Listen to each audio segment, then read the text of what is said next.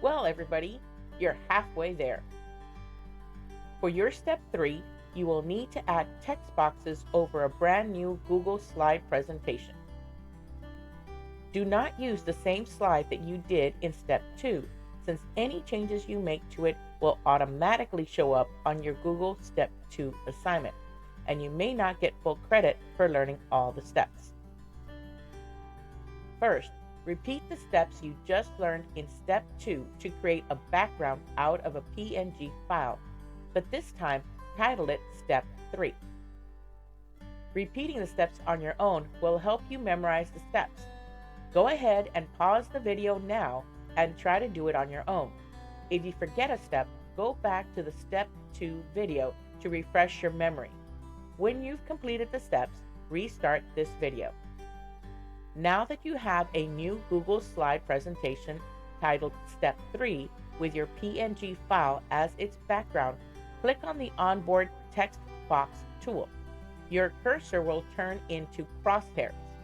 Click anywhere over the background where you would normally expect to type in an answer.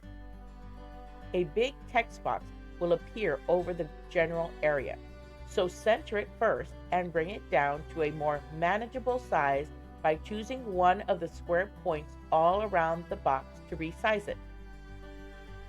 If you don't want to lose sight of your text box when you click outside the box, do this next step.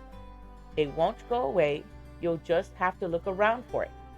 To help keep the text box visible even when you're not working inside of it, click on the onboard fill color tool at the top and pick a very light gray color.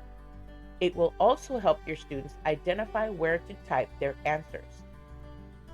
Use the square points all around the box to resize it again, this time to fit over the area available to type in an answer.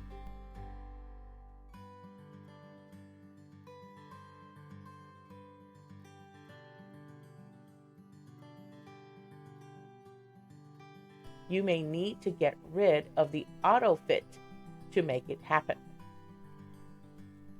You might also want to click on the Align onboard tool and align any text that will be typed in there to the left. Click on the tool again and this time choose the middle alignment so that the words show up between the top and bottom of the text box.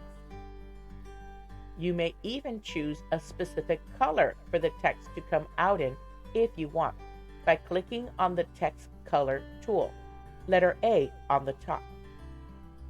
Now, repeat the process at least 3 more times. Your Google Slide should end up with a minimum of 4 sample text boxes. You can also simply copy-paste 3 more text boxes and resize them to fit your next 3 answers.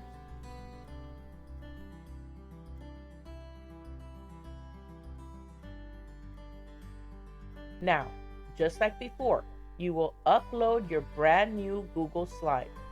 Be sure to choose your Step 3 Google Classroom assignment.